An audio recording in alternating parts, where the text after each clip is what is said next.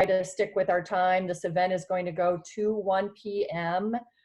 And we've got a lot of amazing celebration to do today, but I'm going to go ahead and get started and want to welcome everybody again to this amazing event. Thank you so much for attending the City of West Des Moines and the West Des Moines Chamber of Commerce's State of the City Luncheon. Today's event is presented by Bank Iowa and Shive Hattery. My name is Catherine Harrington, and I'm the very proud president and CEO of the West Des Moines Chamber of Commerce. We are thrilled that today we will not only be featuring Mayor Steve Gaer for his annual State of the City presentation, but we will also present this year's Citizen of the Year, Jim Sandager, and Emerging Citizen of the Year, Kate Banasiak. We really want to thank our sponsors first who helped to make this event possible. Thank you again to our presenting sponsors, Bank Iowa and Shive Hattery. Thank you to supporting sponsors, Des Moines Plastic Surgery and Coach Light Spa. Also, really thank everybody for attending, our city officials, members, board, ambassadors, the entire community, and our stellar chamber team. We do want to take a moment and reflect. There we are. There's the stellar chamber team. We're all new here, so we thought it might be nice to put a photo up. Thank you so much, Bailey. We also would like to take a moment and thank our West Des Moines first responders and critical care workers. This has been a challenging time in the history of West Des Moines and the world, and they've been working really hard on behalf of our citizens during COVID-19. Now, granted, this is not what we'd wish for this event. I wish we were all here in person, but we want to make sure as a city and a chamber that we continue our programming that's so vital, especially right now. But you know what? We can all look on the bright side. We don't have to scramble and drive home to our offices. We're already in a comfortable setting. So there is a bright side to this. So, you know, a little bit of an interesting story. You know, I started in this role on April 1st, and it did kind of seem like April Fool's Day. Here we are in the middle of COVID. And you know what? The West Des Moines community in these last couple of months has gone through a lot. But you know what I was thinking? In the scheme of things, the Chamber of Commerce, we've been in existence for 96 years. I mean, that's incredible. We started in 1924. Now, can you imagine what the city of West Des Moines and the Chamber of Commerce has gone through in those 96 years, right? That's a lot. It has been a lot of change, I'm sure, in that 96 years. But you know what? It's in times of deep change when each of us individually learns the strength within ourselves of what we have. And I have to say, we have the absolute best chamber team and city officials that work so hard to help keep West Des Moines strong during these challenging times. And you know what? I want to make sure you also know our West Des Moines Chamber team, since we are new. So in the programming today, we're going to infuse our different team experts in the program today. So that's going to be pretty fun. I am so excited to introduce Bailey first, who is the brains behind the Chamber's events, our social media, our marketing, and she's going to tell you a little bit about the program today. And I want you to all sit back, relax in your lazy boy chairs or your patio chairs and enjoy today's program. Thank you. Awesome. Well, thanks everyone for joining us today. I'm particularly excited for today's event because it marks my 1 month anniversary at the Chamber. It feels like I started a year ago, but it also feels like I started just yesterday. We've gotten so much done in just a short period of time. So just to give everyone a quick overview of today's program, after I'm done flapping my gums, our sponsors will say a few words and then Mayor Gaer will give the state of the city, followed by a Q&A. We'll be utilizing the chat box function for that part, so please drop any questions there, and our outstanding moderator, Kara Matheson, will call on you. Please keep your mics muted until otherwise indicated. Thank you to our presenting sponsors, Shive Hattery and Bank Iowa, and our supporting sponsors, Coach Light Clinic and Spa, and Des Moines Plastic Surgery for making events like this possible, because it's so important that we still connect with others during these difficult times. Also, thank you to Coach Light for being so generous and providing us a $200 gift card to give away today. We've already drawn the number of our winner, who will be announced at the end of today's event, so stick around. Congratulations to Emerging Citizen of the Year and Citizen of the Year, Kate Banasiak and Jim Sandager. When I was coordinating surprising them a few weeks ago, I got the pleasure of stalking them both on the internet and talk about two impressive people. Definitely individuals to look up to. A few more things to be aware of. This event is being recorded and will be shared on our YouTube channel within 24 hours. I also want to reiterate that this will be an interactive experience, so we encourage you to use the hashtag WDMCitizen and share your own stories on social media and in the Zoom chat box that will be open throughout the entire program. Also, you can select 2 viewing options, like Catherine mentioned before, for today's event in the upper right-hand corner of your screen. You can select either speaker view or gallery view. Now back to Catherine. I love it. Thank you. I love the hashtag WDM Citizen. Yes, that's fabulous. I'm now excited to introduce Anna Dowd. She is our expert with memberships and strategic partnerships for the Chamber. I want to make sure everybody's familiar with our team, including Anna, and she's going to introduce our sponsors today. Thank you, Anna. Yes, well, thank you, Catherine, and thank you everyone for being here today, and thank you to our sponsors. Without your support, events and programs like this would not be possible. So thank you, thank you. First up, I would like to welcome one of our presenting sponsors, Bank Iowa. And here to speak on behalf of them is their regional president, John Rothgen. Okay, good morning, everyone. Can you hear me? Okay, very good. I thought I'd just take a quick minute here and just tell you a little bit about what we've been up to since the COVID outbreak. We've managed through that. Obviously, it was a lot of work on our bank's part, and really the entire banking community, to step up and make sure we were meeting the needs of our customers during a very difficult time. So today our lobbies are open. We're all practicing safe measures to keep our customers and our employees safe. And so, we feel good about how we're going about that today, and we're going to be very careful as we move forward. During the outbreak, we worked closely with our customers through payment modifications and did a lot of other accommodations for our customers to just help them through a difficult period. We did participate heavily in the COVID stimulus package and originated nearly 900 loans for our customers, totaling about $90 million.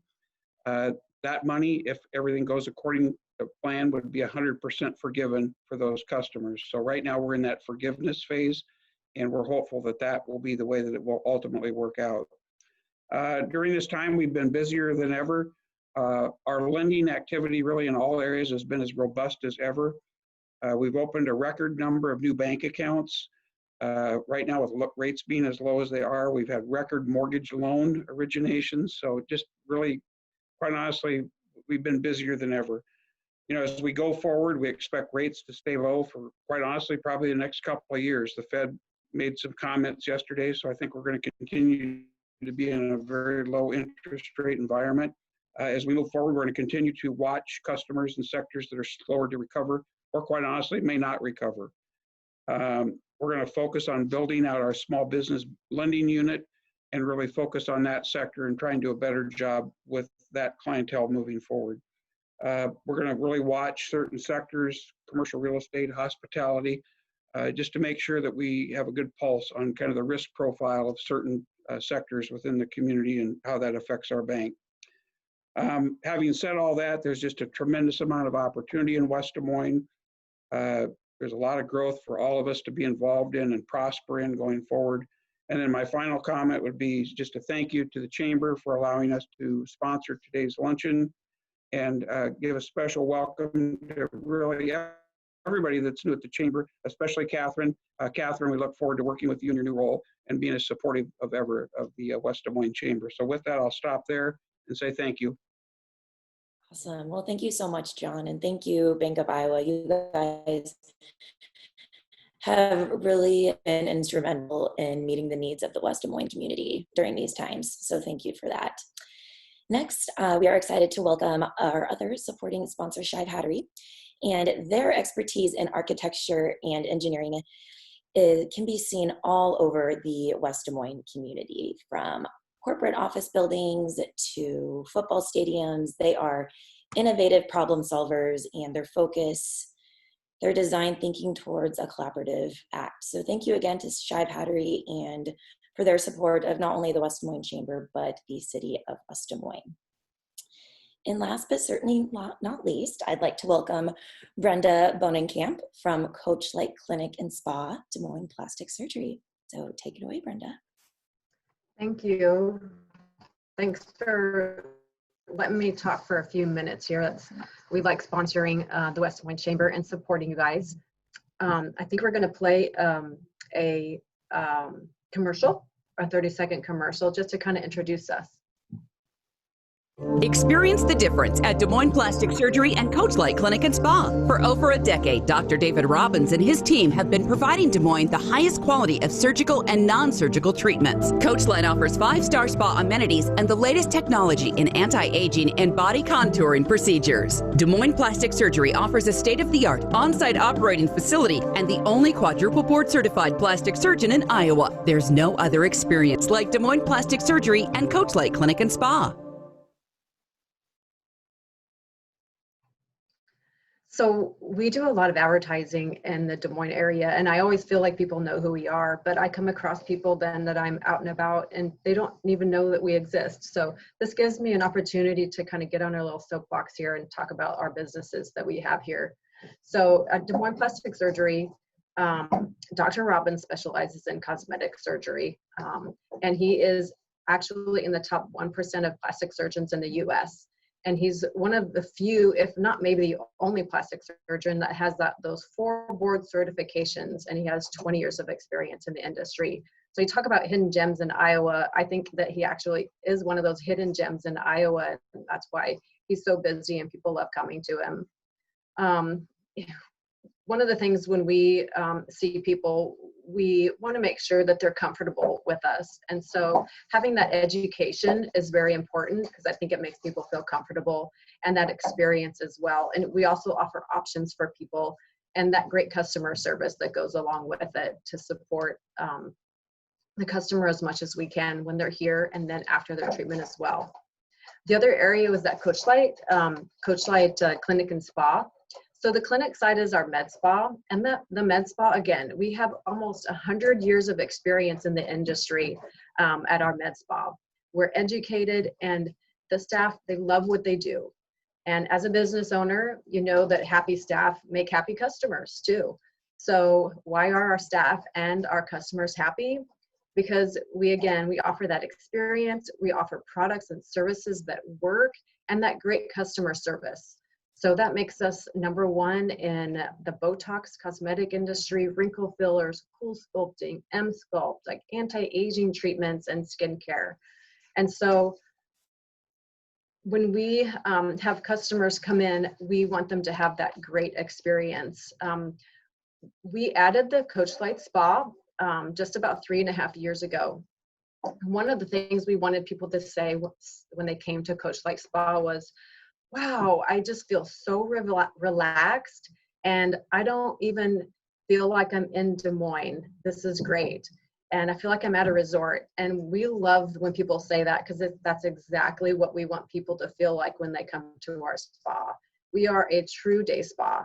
We offer slippers and robes, men's and women's locker room with amenities like the sauna and the steam room and the relaxation lounge as well. So if you're thinking about a gift card, which we are giving out at the end of this presentations today, a gift card to Coach Light Clinic and Spa is great for your staff and even for those customers that you appreciate.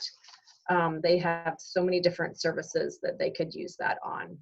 So thank you for your time today, and I really hope you enjoyed today's speakers, and thank you for letting me speak. Thank you so much, Brenda. You know, that's the first time we've run a video on the Zoom and it actually works. So I'm so glad. You know, it's technology, you never know if it's gonna work. So thank you, Brenda, and thank you so much, John. We really appreciate your support, and thank you to Shive Hattery.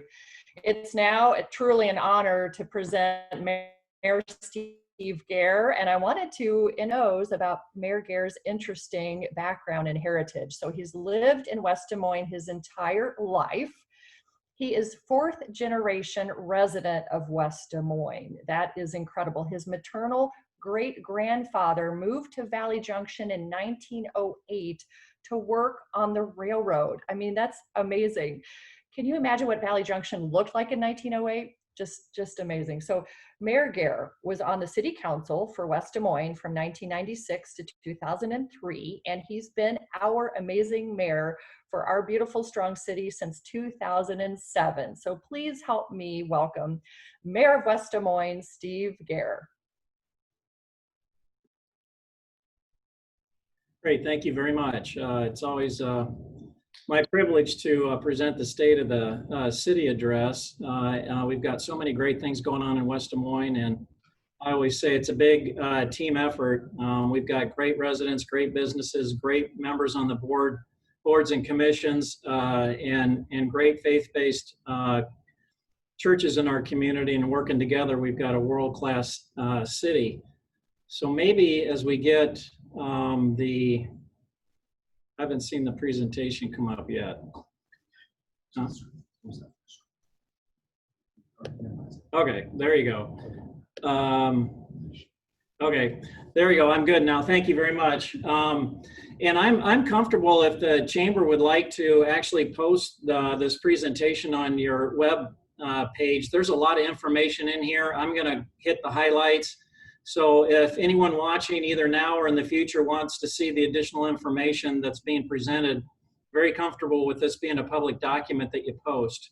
And maybe before I actually get into the presentation itself, I really just wanted to take a few minutes to talk about the tragic and senseless death of George Floyd in Minneapolis. You know, it's had a tremendous impact on everyone, and we've been active not only now, but before that, as a city, looking at opportunities to make sure that everyone feels safe and valued in West Des Moines and is treated fairly. I recently, with council's support and the support of the city manager and our police chief, signed a mayor's pledge from the Obama Foundation that pledges to have the city review all of our police use of force policies, to continue to engage our community in reviewing and including a diverse range of input, experience, and stories to those. We'll report our findings back out to the community, and we'll look to reform whatever policies we need to make sure that people are safe and valued here. We have a wonderful West Des Moines Human Rights Commission, and we are committed to continue to work with our Human Rights Commission and our department heads to make sure that we're going to be making lasting and meaningful changes in our community. We're going to be looking for continued input from not only our residents as our businesses as we continue to move forward in this area. So with that, I will jump into the presentation. I always like to start with President Jefferson's quote, because it is true. The government closest to the people serves the people the best. And that would be your council and your mayor. Let me see if I can. Okay. Some quick facts about West Des Moines. You know, it's our 127th anniversary. Valley Junction was formed in 1893. The updated state census has us at about 68,000 residents. So we've had a 20% growth since 2010. Something very unique about our community is we're actually, our city boundaries are in 4 different counties, and we're in 6 different school districts.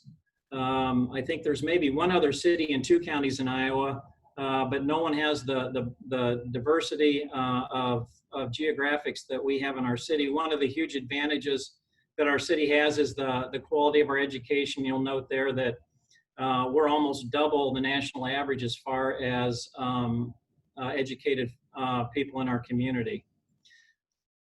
Just as with your personal life and your business life, you know, you need to have strong finances. West Des Moines continues to be one of only approximately 100 cities in the United States with the highest financial rating for both Standard & Poor's and Moody's. Proud to say that on April 22nd of this year, Moody's actually reaffirmed our AAA rating, which in the middle of COVID, I think there's a negative outlook for most governments. And we'll talk here in a few slides about the COVID-19 impact on West Des Moines. But here to reassure you that we continue to be financially one of the strongest cities in the United States. The local option sales tax, of which we know the chamber and businesses were hugely supportive of that, has allowed us to implement an 8% property tax reduction for the property taxpayers in the city of West Des Moines. You'll note that our tax rate was dropped from $12 to $11.79 with the vote in Dallas County, and then from $11.79 to $10.99 as a result of the Polk County sales tax vote. I know there's a city or two in central Iowa that hasn't implemented the tax reduction because of the COVID situation, but the West Des Moines City Council voted to implement that reduction in the tax rate to assure our residents that they are in fact receiving that benefit. I would note that when I got on the council in January of 1996, the West Des Moines tax rate was $10.80. So when you think about what we've gone through in our growth and the increase in our quality of services, to me, it's very impressive that our tax rate is back down to almost where it was in 1996. Want to just show you real quickly where West Des Moines tax rate falls within central Iowa, so you have a little bit better idea of that.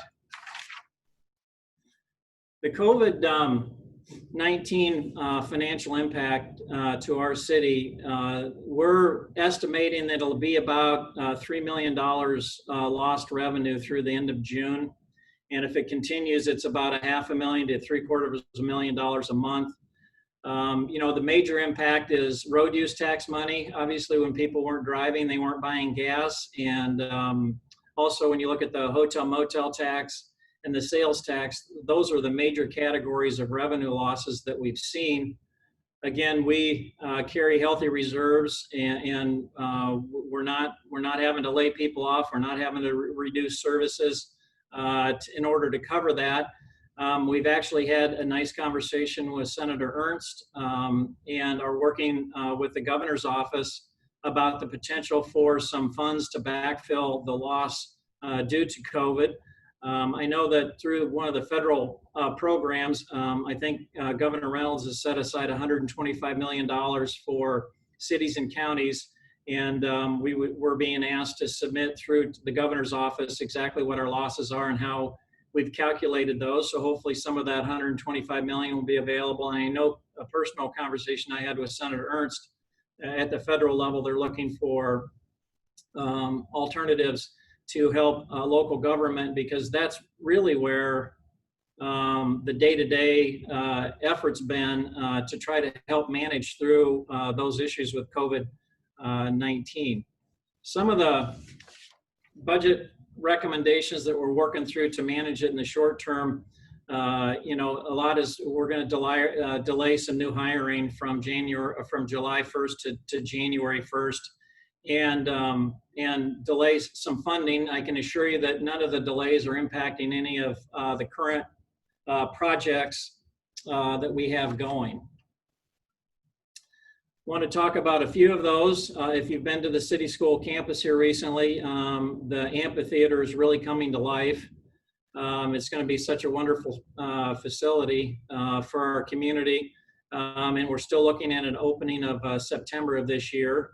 If you've been down to Raccoon River Park, the boathouse should open yet this month. A great facility. Recently, when I went down there and took a walk around, I've seen the connection that's now been made from Blue and Heron Lake to the actual river itself. So you can portage from the lake to the river now. And according to Sally Orkes, our Park and Rec Director, there actually has been people who have been down there with their own kayaks that have used the portage and have begun enjoying the river as well. Some of the other 5 water projects, we're continuing to look at the design and moving those projects forward. The actual construction may be delayed a bit depending on the outcome of the COVID-19 situation. Some of the additional things that we funded through the local option sales tax, you'll see here a number of additional public safety members. The library renovation is still yet to be completed in the spring of '21. I just saw that we're looking to open the library on the 15th, which is great. A note on the firefighters. I remember again back to 1996 when I was on the city council, we started talking about when would we be able to fund full-time career firefighters 24/7 in our community. And I'm proud to say that this year with the new hires, we're able to do that. And then the Mid-American Rexplex. It's quite a building if you've been down there. And the construction continues on that project. And we're still looking to open that in January of 2021. This is just the first phase of that project down there, but it's going to bring some athletic opportunities to Central Iowa that we haven't had, particularly when it comes to ice hockey and events. There's 2 ice rinks in this first phase. One which can seat up to 1,600 people. There's some indoor soccer and some indoor basketball. So we're excited that that project continues to move forward, and looking forward to opening that in January, and hopefully being able to welcome not only local folks, but people from all over the Midwest to come and enjoy that sports complex. The other fun part about this project is in West Des Moines Innovation Corridor, along with Microsoft, West Des Moines new public works, public services facility, and the new future home of Des Moines University.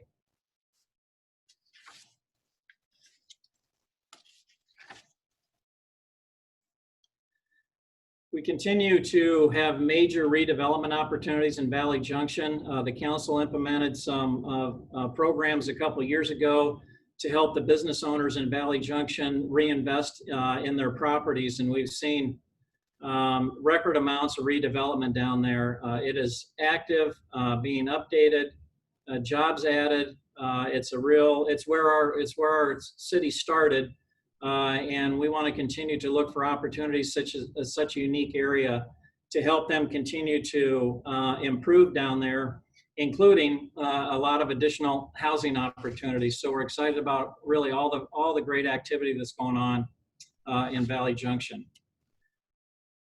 I've mentioned before, every 2 years we survey our citizens. I'm not sure a lot of governments do this, but our point is, look, we work for our residents, and we need for them to tell us how we're doing. And we will, again, survey our residents this year. So if you happen to be contacted, we would appreciate your input. And it'll be interesting to see some of the responses now in light of not only the pandemic, but COVID-19. To help us understand what we're doing right, and maybe areas that we can improve on. We can consistently hear, one of the major challenges of West Des Moines is just managing the amount of traffic here, which is really a good problem to have. We've got over 3,000 businesses located in West Des Moines. You'll see that we've got over 64,000 jobs. So our city more than doubles during the day, and we have obviously not only a lot of jobs, but a lot of visitors coming for the restaurants and the shopping on an annual basis. Randy Tennyson shares with me that Jordan Creek Town Center attracts between 20 and 24 million customers, which is obviously the largest venue anywhere in Iowa. We're excited about some of the new additions that we're going to see down in Jordan Creek Town Center, such as Dave and Buster's. So while retail is going through some major changes, I think Jordan Creek Town Center continues to show that it's a destination location, not just shopping, but where you can actually do a lot of things. And so we're excited about the continued success of all of our retail, but clearly Jordan Creek Town Center draws so many people to our community that which we all benefit from. As I say, the goose that lays the golden egg is building permit activity. You'll note here that since 2008, and you think about going through what was in 2009 and 2010, 2011, the worst economic times since the Great Depression. We're going through some tough economic times here. The city of West Des Moines has had close to $5 billion building permit activity. And actually, I was very excited to see through 2020, we really haven't missed a beat, even in light of the pandemic and the COVID-19 challenges. Through May of 2020, we've had $131 million of building permits taken out in the city. I think 57 million in May alone. So it's very rewarding to see businesses continue to say that regardless of the economic situation, they're comfortable expanding their businesses and growing in West Des Moines. I think one fun fact I'd like to share with you is the Jordan Creek Town Center area, we created a large urban renewal tax increment financing district as a part of the town center development. If you look at the area that was made up of that urban renewal area, at the time that we created that, the actual valuation, the taxable valuation in that area was $14 million. At the height of development, which we've since terminated it because we paid off all the bonds, the valuation in that same district was $688 million. I've had even people in the city of Omaha reach out to me and ask to share information on that urban renewal district and how so much value was created because it really is probably the best example of those economic development tools that are available to communities. Just want to show you the green here just indicates that we literally, the point of this is we have investment in all 4 counties in West Des Moines. So where you see the green is where active development's occurring, but it's very rewarding for us to see that that's occurring in all 4 counties in the city of West Des Moines. You know, politically, data centers take a hit oftentimes in the public. And, you know, I really attribute that to the economic structure that the other cities implement with their data centers. But I can share with you from West Des Moines standpoint, and Microsoft is an awesome business partner of ours because they've been willing through all of these to pay their property taxes. And we've worked with Microsoft to say that we will first invest those in public infrastructure that not only Microsoft benefits from, but also all the residents and businesses and visitors to West Des Moines benefit from the wonderful public infrastructure that we're installing. In fact, right now, I think our capital improvement program budget's over $100 million, but you'll see here that through all the additional public infrastructure, and when you add those numbers up, Microsoft is paid or will pay close to $106 million in property taxes that we're using to invest in our public infrastructure. And it's opening up an additional 6,500 acres for development in West Des Moines. You know, our commercial tax base is really the envy of the state. And in our fiscal year 2019-20, the property taxes that we will collect are about $62 million.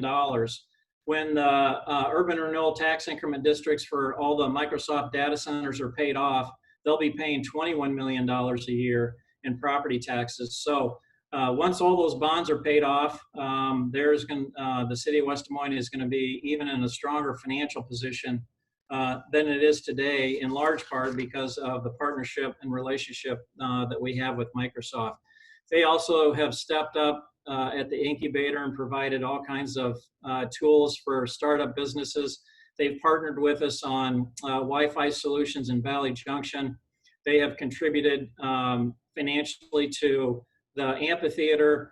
I just can't say enough about not only Microsoft, but all of our businesses. But every time we reach out to them about a quality of life issue in West Des Moines, they step forward and say, how can we help? So we really do appreciate that. This is really a busy slide, but again, and if you want to go back and look at this, I just wanted to highlight all the different capital improvement program, the types of projects that we're working on in the city of West Des Moines. And you'll see it's all kinds of public infrastructure. You know, the other infrastructure item that we've been working on since our 2036 plan is really the digital infrastructure. How can we incentivize companies to come in and provide high quality digital infrastructure for our city, so that continues to be a high priority for us. Collaboration, I talk about this every year, and I'm always proud to say that I think West Des Moines is the lead, if not one of the leading cities on collaboration. And that's not only with other local governments, but it's also the public-private partnerships. The 28E agreements, which is the chapter of the Iowa Code, where you have to document these relationships. The most recent information I have is the West Des Moines signed on 171 of these collaboration agreements. You know, the goal of the collaboration agreements is either to reduce costs or to improve the quality of the services, and hopefully it does both. But I want to reassure you that we're reaching out to the private and public sector to say, how can we collaborate on the services that we're providing to our communities to increase those services and hopefully reduce the cost by that collaboration. I've noted what I still think is the #1 priority for this year on collaboration is to come up with a solution on our regional water production, and those discussions are continuing on. And I think everyone recognizes the importance of coming up with a solution that works for all of us in that regard. Traffic management, I mentioned that's always the #1 issue of concern that shows up on our survey. I've talked about this traffic adaptive control system before, but if you'll see the little cameras on most of the street lights and around the city of West Des Moines, those are to help us manage traffic. And this adaptive traffic control systems is software that we've installed that literally allows the system itself to determine where the demands are. You know, in the olden days, in a lot of other cities, they just program their red lights to say, okay, when you get here, you get 30 seconds of green, whether or not anybody needs that. This software senses where the demand is and changes the lights based on the demand. I'm happy to say that after the end of this year, we will have the adaptive system in all of the signalized areas in the city of West Des Moines. I always like to share a little bit. I mean, this is the impact to traffic management that we get just from installing software. And what's really great about this is, you know, before this software was made available, if you wanted to increase your traffic, you ended up paving more lanes of street system, which obviously is expensive to build, it's expensive to maintain, and it eats up our green area. So this solution is a lot more economical. It has great results, and it saves green space and saves not only capital costs up front, but a lot of expense on maintaining that infrastructure over the years. I'm always pleased to say that our police, fire, and EMS departments are all nationally accredited. That is not an easy undertaking. It's a huge commitment by those departments to put the resources forward and a commitment from the city council to fund that. And last time I Googled the number of cities in the United States, it was over 19,000. The last time we were able to get research on this, there's only 12 cities in the United States that have their police, fire, and EMS nationally accredited. And the city of West Des Moines is one of those 12 cities. I always say when you call 911 in West Des Moines, you're going to get the finest public safety anywhere in the United States. One of our large recent capital investments in that was the emergency vehicle preemption equipment. So now when we have an emergency situation, our emergency vehicles have the ability to turn the traffic system green in the direction that they're going. The national standard is you really need to be able to get to people within 8 minutes after they call 911 in order to have the opportunity to have the best outcome. Well, with the size of our community, the amount of traffic and street control systems, the only way to ensure or try to ensure that was to get the software so that we know that our emergency vehicles can make sure that they're going to have green lights the entire time, the direction they're going, until they can get to the people who need our help. An interesting stat that I just learned about this year are the Westcom, our 911 call center that we share with 5 other central Iowa communities. Our EMS department, we're the only city EMS department that has advanced ventilators. And we're the only EMS department in central Iowa that has IV pumps in their ambulances that can apply multiple medications in precise doses. So when you think about the COVID-19 issue on ventilators in particular, we're the only EMS department that could provide that service to anyone in West Des Moines while they're on an ambulance on their way to the hospital. Always proud to say too that West Des Moines is the only city in Iowa that has a standalone human services department. There's a lot of information here, but just a couple things. You know, we had over almost 14,000 volunteer hours, which is 6.5 full-time employees if we were to hire them. You know, we had a total of 1,623 households, or almost 5,000 individuals in West Des Moines that were helped through our Human Services Department. And we've recently instituted a medical clinic, which is a free clinic, opened up in March of this year to provide services to those residents in West Des Moines from a medical standpoint. So it's the right thing to do, and we have so many individuals and businesses and churches that help us with that. But it allows us to increase the quality of life of lots of folks in West Des Moines who, for whatever reason, may have some challenges in their life at various periods of time. I'll end here and see if we have questions. Lots of awards and recognitions. I guess a couple that I wanted to highlight for the 22nd year in a row. West Des Moines city government's been voted by the Business Record as the best city government conducive to business. In 2016, Money.com listed us as the 4th best place to live.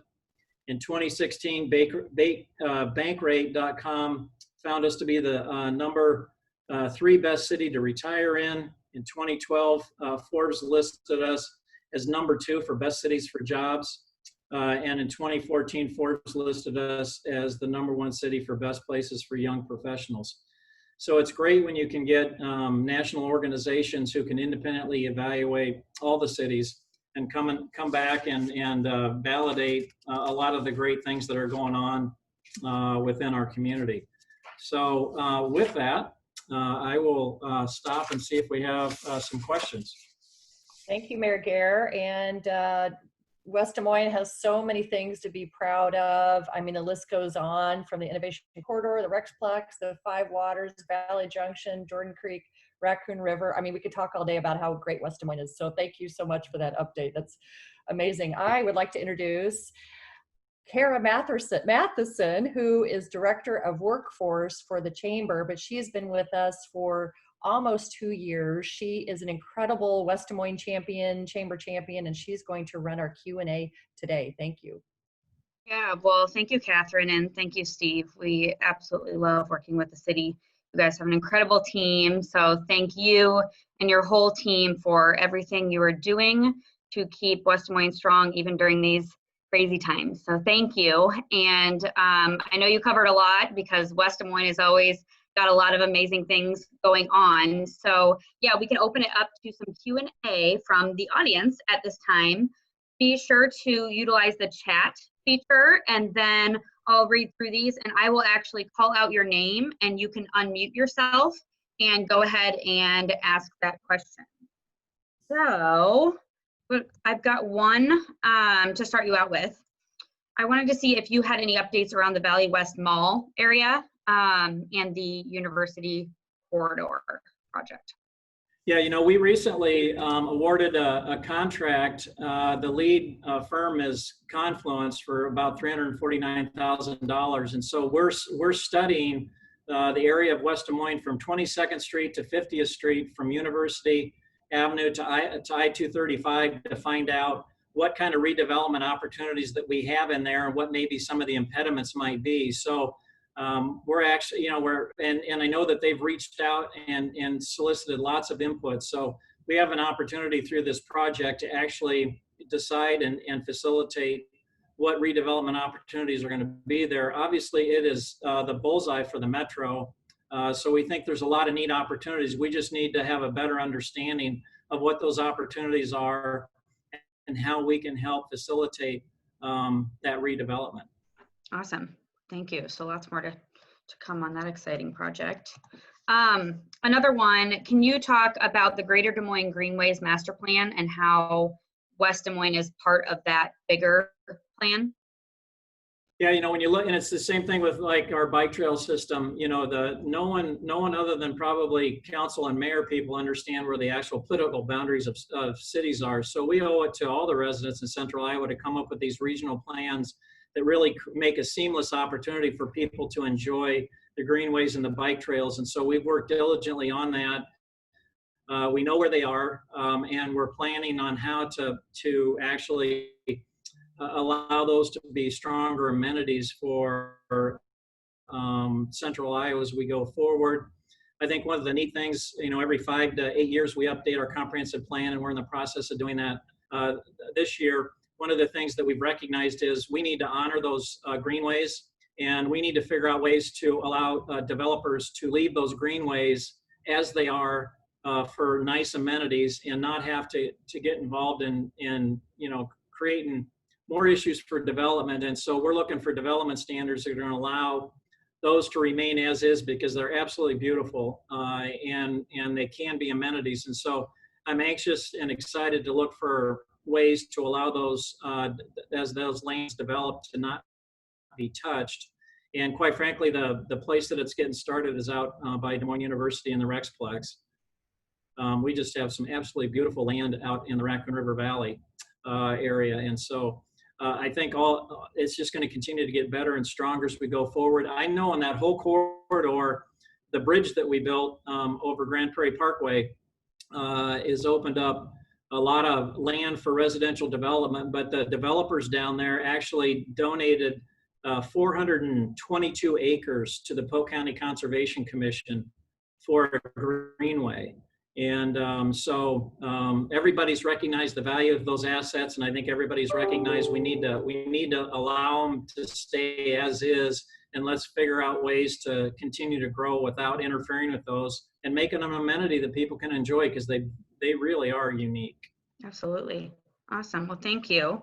And it looks like we've got a question from John Norwood. If you would like to unmute yourself real quick and ask your question. Howdy, Mr. Mayor. Can you hear me? I can. Thanks, John. Hey, great presentation. I had a question about flood plain planning, and what sort of planning are we doing to make sure that we put appropriate development inside the 100, maybe even the 500-year floodplain? Yeah, you know, FEMA just came out within the last year or so and updated the flood maps. And so we've got updated information on where those are. And as a part of the comprehensive plan, and it kind of ties into these greenways, we're trying to make sure that we have a good handle on where those are, and does it make sense to try to impact those, and how can we best avoid those and allow development to occur. So that really is one of the top issues when development comes forward is, okay, how's that going to be impacted by stormwater? And how can we help best manage that so we don't create future stormwater problems for folks into the future. So the good thing is FEMA took the time and effort to update all those maps within the last 12, 18 months. That's great to hear. And you referenced the portage. I used that last weekend. I went from Boonville to Raccoon River through Blue Heron Lake. It was about 4 hours, and it was a great paddle. I would recommend it to anybody. Well, and I should mention that we've awarded the contract for the company that's going to run the boathouse, and we've been visiting with them on opportunities on where, if folks got into the river, where could we maybe get some vans and go down and pick them up? How do we get them back to Raccoon River Park, and where is a natural stopping point? So we're going to continue to look for those opportunities for folks that want to use the river, but they also want to get back to Raccoon River Park, or and you know, whether they want to go for an hour or 2 hours, what it might be. We need to help figure that out, and we're going to be looking to the vendor who's running our boathouse to help us solve that. Awesome. Well, thanks for the question, John, and thank you, Mayor. We have got another question from Paul Scott with Marco. Paul, if you want to unmute yourself next. Thanks, Kara, and thanks, Mayor Geer. I always look forward to the state of the city. I find it so encouraging and so inspiring to see how things continue to progress. And what I was curious about was, in light of COVID-19 and the recent protests, how has that affected West Des Moines in comparison to other areas around central Iowa? You mean as far as have the protests impacted us in particular? Is that your question? Yeah, I just, it's been such an interesting start to the year here. And I was kind of curious how West Des Moines has fared in comparison to other areas around the community. Well, I think we've had 4 or 5 of these events, and I want to share a special thank you to Council Member Renee Hardman. Our council's elected. We've all been very active in all these issues, but Renee chairs the City Council Public Safety Committee, and she's also the Mayor Pro Tem this year. And Renee's been asked by a number of the groups that have set up these marches to speak, and she's shared her comments and represented the city really well. And I think that's one of the reasons why, the activity we've had in West Des Moines has all been nonviolent. People feel like they're being heard. Our police have helped them through the routes that they need to go. We need to hear from them, and we appreciate them doing it in such a positive way. And I give huge credit to Renee helping us with that. So we have had those activities. They've been positive, proactive. They know that we're listening to them. They know that we're trying to do the right things for the right reasons. I think we're advanced on our policies over a lot of cities because of the CALEA accreditation, because CALEA has policies. And we have a wonderful police chief and Chris Scott and a staff that is willing to have conversations daily on how better that we can treat each other. And so we've just got such a wonderful team, and the folks that have been here, I think, have appreciated it. And I think they like the opportunity to share their concerns, knowing that we're listening to them and we want to make some changes that need to be made. Awesome. Thanks for the question, Paul. And speaking of Renee, Renee has also asked Steve if you want to actually share the names of the city council members in case anyone on the call is not aware who they can contact with any questions, concerns. Yeah, and everybody's name and contact information is actually on the city's website, the elected officials. And our 2 new members, Matt McKinney and Greg Hudson, joined us this last year. I mentioned Renee. Kevin Trevelyan is our first ward council person, and then our 3rd ward council person is Russ Trimble. So there's actually a link on the city website that has all of our information, bio and contact information, not only emails, but phone numbers as well. So we love the input. We're representing you. We need to hear from you. We're looking for what's on people's minds, and if they have some suggestions on how we can do things better, we'd love to hear it. Awesome. And we can link to that page on your website and send that out to all the attendees afterwards in case anyone wants a link to that.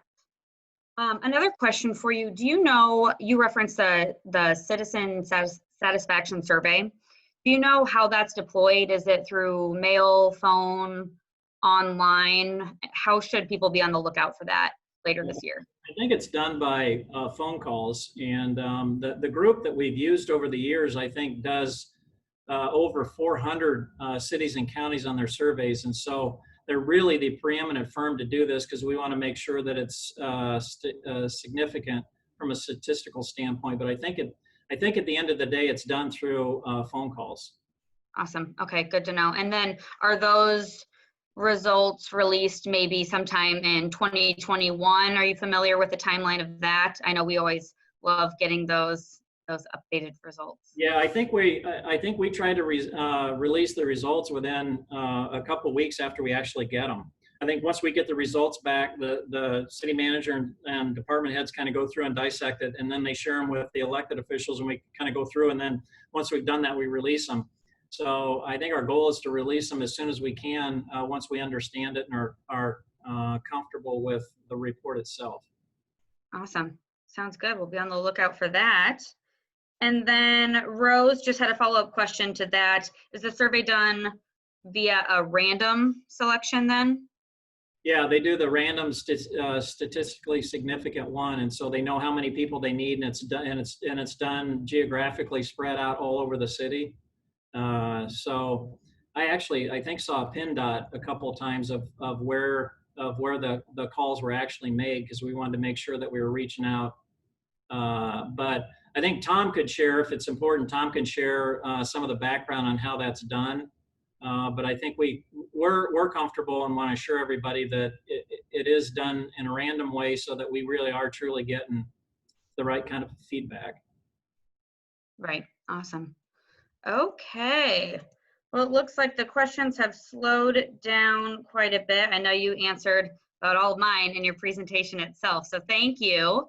And if there's no others from the audience, I think we'll keep things rolling, and I'll go ahead and send it back to you, Catherine. Thank you so much, Kara. Thank you so much, Mayor. Really appreciate it. And I know we can all say that we are very, very proud to live in West Des Moines, Iowa. So thank you for your report. That was incredible. What an incredible city we are really blessed to live in. The City of West Des Moines and the West Des Moines Chamber of Commerce are proud to annually recognize a resident or business professional for the deep work they do in our area community to help keep West Des Moines strong.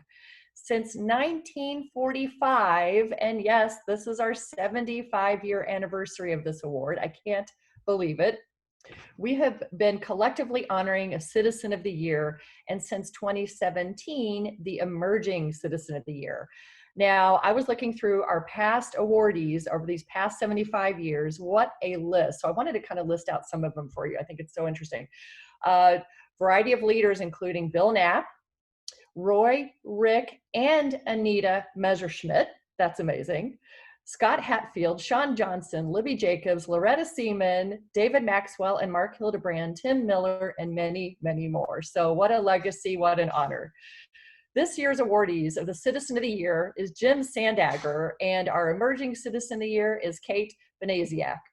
Thank you to you both for all that you do on behalf of this amazing city that we love and cherish. Now help me welcome Doug Hillman, who will help introduce our 2020 Emerging Citizen of the Year, Kate Banasiak. Thank you, Doug. Thank you, Catherine. It gives me great pleasure to introduce the West Des Moines 2020 Emerging Citizen of the Year, Kate Banasiak. A loving and caring family laid the foundation of the character and personality of this young woman that we honor today. I could see this caring nature in Kate at a very young age. Kate built on that character with her education in the Johnson schools, Iowa State University, graduating with a degree in business management in 2005, and with her experience in event planning during school while at the Hilton Garden Inn, then her early career at DMS. Kate is the CEO, president, and owner of Diversified Management Services, providing association management services for nonprofit associations. She began her career with DMS upon graduation from Iowa State University in 2005. In 2011, she became the owner of DMS. The easiest way to explain DMS services is to say that DMS acts as the executive office for small associations. And they provide full service management, operations, financial management, marketing, event planning, and web services. DMS's clients include the Iowa Library Association, the Iowa chapter of the Plumbing, Heating, Cooling Contractors of Iowa Association, and the NFL Stadium Managers Association. Kate is a graduate of the Greater Des Moines Leadership Institute and the Goldman Sachs 10KSB, a program to help entrepreneurs create jobs and economic opportunities in their communities. She has also been recognized by the Business Record 40 Under 40 and was the 2017 Young Professional of the Year finalist.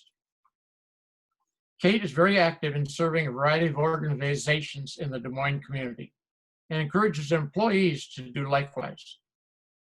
For years, Kate has worked with the World Food Prize, recruiting volunteers and organizing the transportation needs of the dignitaries attending the week-long laureate ceremony. Each year, Kate's volunteer staff recruits another 300 volunteers, providing over 1,500 volunteer hours to the World Food Prize. The World Food Prize does amazing work honoring the brightest minds in food production in the world. In essence, the Nobel Prize of Food. She is the past president of Lead Like a Lady, empowering women to leadership roles, and one of the founding volunteers of Bras for the Cause, a nonprofit committed to strengthening our Iowa communities by educating and encouraging the importance of early detection of breast and cervical cancer, and then raising funds to support that goal. Kate has also become very involved with the Guardian Project in Des Moines. The Guardian Project supports a public-private leadership and collaboration to increase safety, build positive relationships, promote transparency, and truth and justice between the Des Moines Police Department and the people of the Des Moines community. Recently, Kate wrote on her own Facebook page, "We encourage our own staff to take 30 minutes of time to do their own research by finding African-American owned businesses, educational books, and other organizations that are coming together to make a change." And in that posting, she also encouraged the rest of us to do that, which I have done, and it was very enlightening. I encourage all of you to do it also. I give you Kate Banasiak, the West Des Moines Chamber 2020 Emerging Citizen of the Year.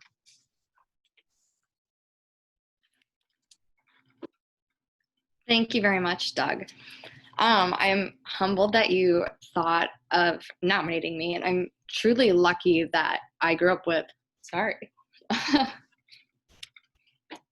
such a village of people that still now in my life are a champion for me. So that's kind of really cool that somebody who knew you since you were, in kindergarten, still shows up and volunteers at things that you have, reaches out to the chamber, nominates you for things like this. I am so lucky and humbled that you thought of me to be able to do that. So thanks also to the chamber for hosting things today. DMS has been a member since the week we moved out here. You guys actually all welcomed us at our office when we came out and helped connect us to the city when we were looking at our options and stuff. And you're just such an amazing resource, and what you do for the businesses is commendable.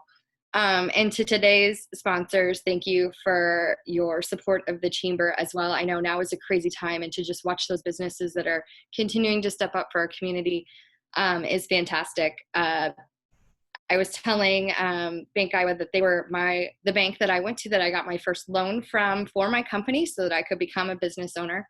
So that's cool that you guys are sponsoring today. And I've watched, I can't tell you how many of my friends, I think at least 3 or 4 of my friends recently were able to get loans through you for PPP and stay in business. So what you're doing for the community is just amazing, and thank you for that as well.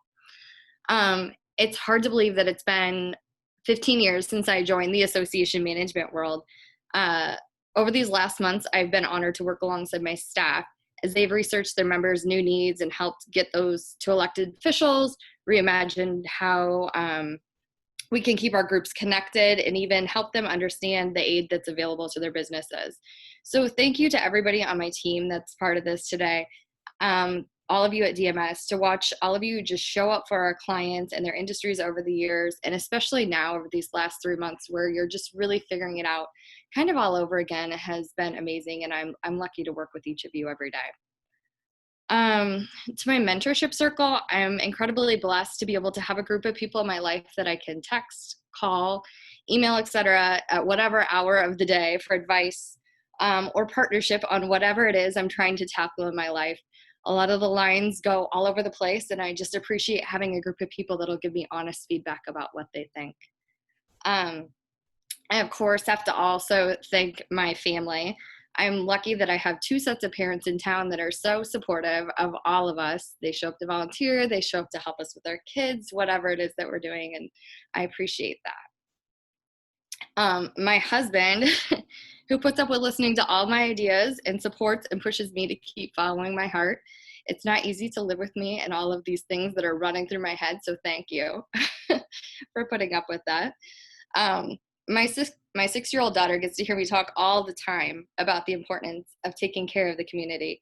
And it's been really cool to watch her heart as she figures out what she's passionate about and making happen for everyone. It's just really been one of my greatest pleasures. I think we went out, we've gone for walks to pick up and take care of our earth. She's been talking about voting lately. And that's, when I look at her and my 1-year-old son, it's hard to not see the why and why we need to get involved in our community right here and what we need to do to make a difference for the future. As I close out, I just want to take a quick moment to challenge all of you to think about your why as well. When I think back to why I'm more passionate than ever about managing all of these member organizations that we work with for my job, it's because I truly believe in the power of bringing people together, because their voices can really make a change. For me, it doesn't stop at the end of the workday. When you look at your community, there's an incredible amount of need and some people with wonderful talents that can help support that. So don't be afraid to reach out to a group that you're seeing do great things and just ask if you can get involved.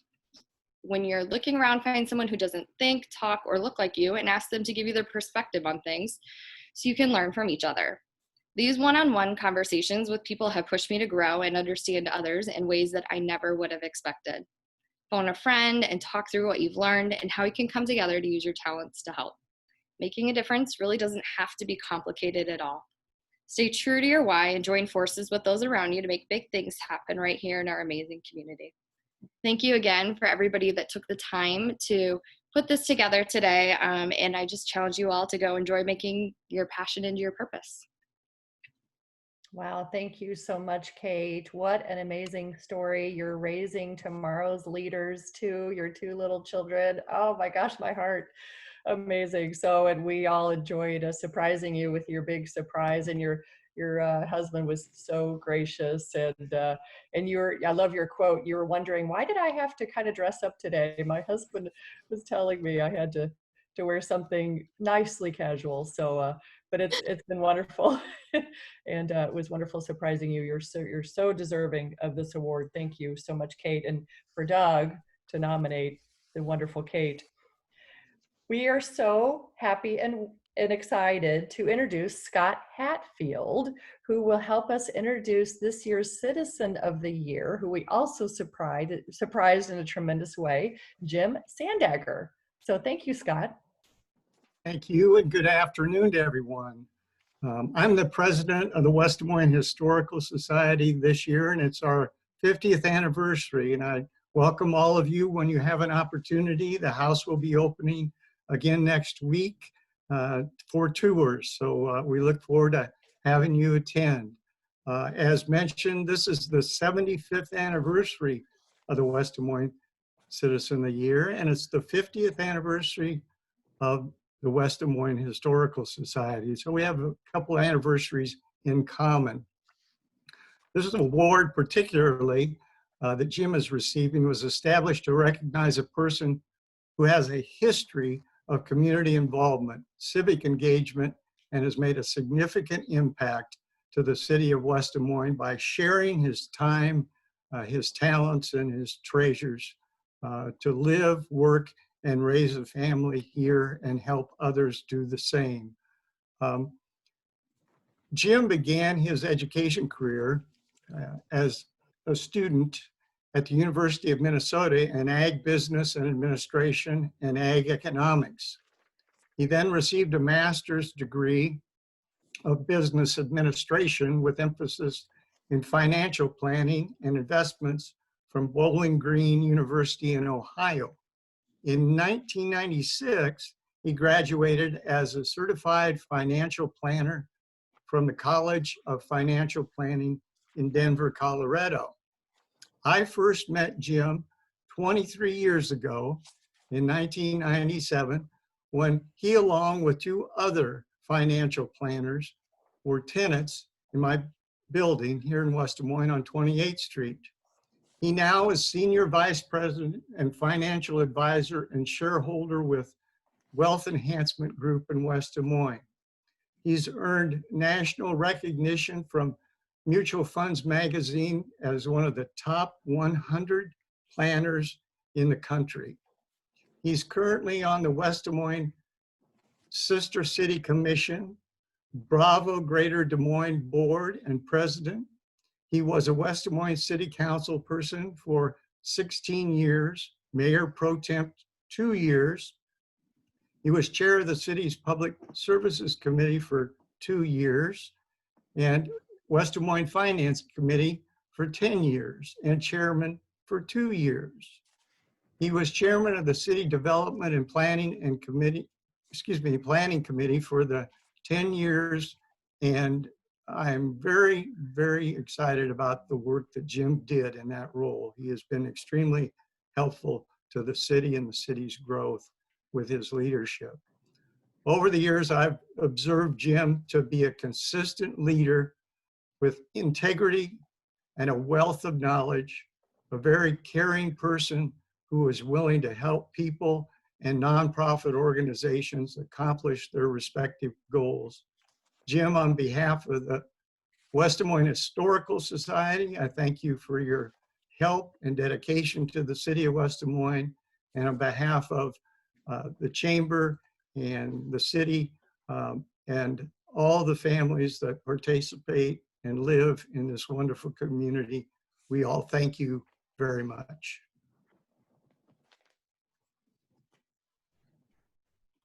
Thank you, Scott, for that warm and kind introduction.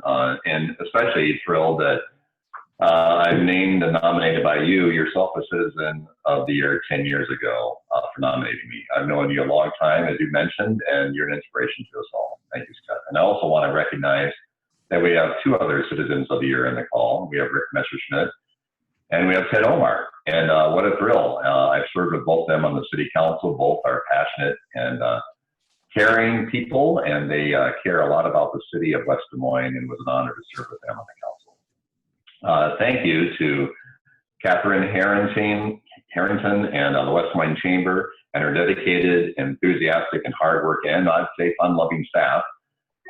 The Chamber is an important voice in our community, and we're fortunate to have a great one right here in West Des Moines. Thank you, Scott, again, for nominating me for this award. Thank you to the citizens of West Des Moines, for whom I've had the privilege of serving the past 20 years involved in various committees, and for the last 16 as an at-large city councilman here in West Des Moines.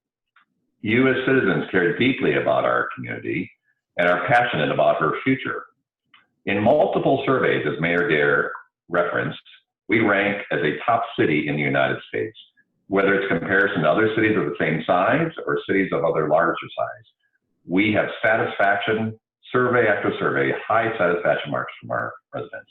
That's a testimony to the great leaders that we have in the city of West Des Moines and to our staff. Speaking of which, thank you to the mayors, city council members, and city staff who have made my public service a joy and an honor. Thank you especially to Gene Meyer for recruiting me to run for office 16 years ago. Little did I realize at the time how filling it would be to serve in public life. And to Tom Haddon, our current city manager, and to Mayor Steve Gaer, along with other city council members and city staff through the years, your dedication, your hard work, and desire to make West Des Moines a better place to live, work, and play has created a great environment for team collaboration and has resulted in great solutions to the problems we face.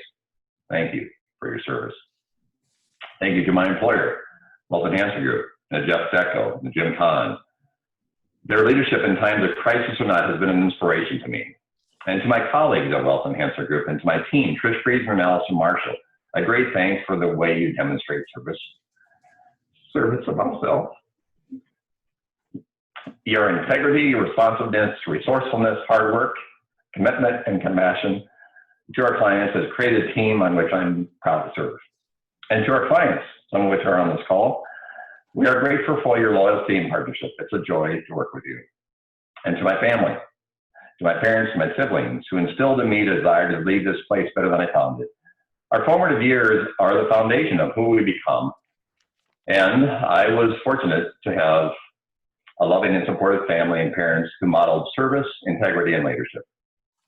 Thank you to my immediate family, to Louisa, my wife, to my son Phil and Molly, and to my grandson Parker. You've endured my time away, including countless meals. Excuse me, countless meals without Dad. You've been supportive and understanding, and I hope you're ready to see me more, because I'm going to be around more. I've got extra time on my hands. A couple things I'd like to pass along that have been my guiding principles as I've served the citizens of West Des Moines.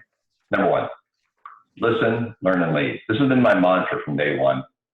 Take the time to listen to and to learn from another person's perspective. This is especially important during times of crisis, and particularly critical during this seminal point in our country and in our city. Listen and learn from others. But don't stop there. After listening and learning, lead. Lead as you can, or as God has given you the opportunity. Lead others to a better future. You're placed here to make a difference. Do so. Number two, always do what you believe to be the right thing and deal with it politically. Don't do the political thing. In other words, lead with integrity. Don't be blown by the prevailing winds in your leadership of others. Explain to others in rational, kind, and thoughtful ways what your position is and why. And at the end of the day, do what you believe to be the best course of action, not the politically expedient course of action, and you'll be able to live with yourself in the morning. Finally, a great thank you to my faith community, without which I am nothing. My desire for serving others comes from the greatest example in history of servant leadership and care for others, and that's from Jesus Christ. It's because of my hope in Him that I desire to serve others. My faith also gives hope and confidence that the future, whether later or not, COVID or not, and overcoming racial injustice, will be better than today. Our future is indeed bright. Thank you for this great honor to be selected as the West Des Moines Citizen of the Year. I'm truly humbled. Thank you. Wow, thank you, Jim. Oh my gosh. I love, you're so from the heart, and you're making all of us cry. So you're an incredible human being. I love your words of wisdom: listen, learn, and lead with integrity, faith. Such great things we can take with us from here on out. Thank you, Jim. You're so well deserving. And we have a wonderful surprise for both Jim and Kate. We are going to be giving you keys to the city of West Des Moines, which is so fabulous. And I would like to bring back to the virtual podium Mayor Steve Gaer to talk a little bit, make some comments, and also comment about your keys to the city. So thank you. Yeah, it's always a huge privilege of ours to give out keys to the city, and we're pretty selective on who actually gets those. And so it's a great tribute to both of you that you've earned these awards. As I said, we've got a great community because of all the people that participate and volunteer, and you two have been huge in that regard. I know the first time I met Jim was in 2003 when I decided not to run for city council, and Jim actually ran for my seat. And so I've always appreciated personally his willingness to step forward, and have the privilege to serve with him as well.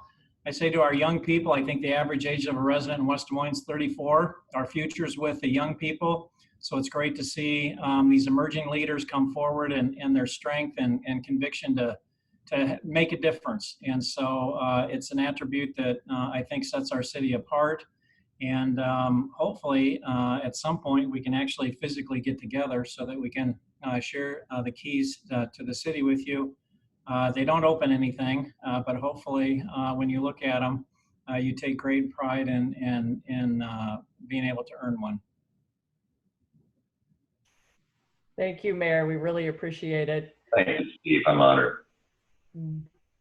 Thank you very much. Thank you, everybody. I'm now proud to introduce another emerging leader. All the chamber team, they're all emerging leaders, so talented. I'm so excited to introduce Nicole Lang-Maid. She handles our operations, our finances. She has a tough job because the financials, it's something we all have to look at right now, right during COVID. So I'm going to introduce Nicole, and she is going to help us with our drawing today. Yes, congrats to both Kate and Jim. Thank you for all you do for West Des Moines. And then thank you to Brenda with Coach Light Clinic and Spa. We have a $200 gift card that we are giving away this afternoon, and we picked randomly before the event. So I'm excited to announce that Aaron Stilwell is the winner of the $200 gift card. So congrats to Aaron. I saw he was on the event. So we have his contact information, and we'll make sure that gets to him. Wonderful. Congratulations. That's so great. Well, this is terrific. Sometimes with these events, we don't end up on time, and we are. This is fabulous. So this is amazing. We had wonderful attendance today on this gorgeous West Des Moines day. We've learned a lot. We've been touched. We've cried. We've maybe giggled a little bit. And just want to say thank you to the city and to the chamber team and all of our attendees for making this an amazing event. You know, we did a recent survey of our members, and 79% of our members said they feel that their companies are going to be stronger a year from now. I thought that was so compelling. I mean, this is West Des Moines. This is the spirit of West Des Moines. Our town is filled with the people that have the belief and the convictions and the mindset that we will get through this. We will get through this hard time together, and we're going to come out on the other side better. We're going to come out as well more diverse. We're going to look at our diverse population and figure out how to give them a voice. I mean, this is a really pivotal time in our history, and it will make us stronger. We've learned a lot, and we will come out on the other side better. And I know that because of everything I've learned today, and our mayor as our leader, our city council, and our city manager, Tom Haddon, everybody. I mean, this is the best city in the country, and I'm so happy to be able to serve in this capacity. We are West Des Moines strong. Together, we have redefined impossible time and time again, every single day and in our history, and we will continue to do so. Again, thank you so much to Mayor Steve Gaer. Congratulations, Kate, Jim. Thank you to our citizens and everybody. It's you that are helping to make West Des Moines strong, and we hope you enjoy the afternoon and take care and be safe. Thank you, everybody.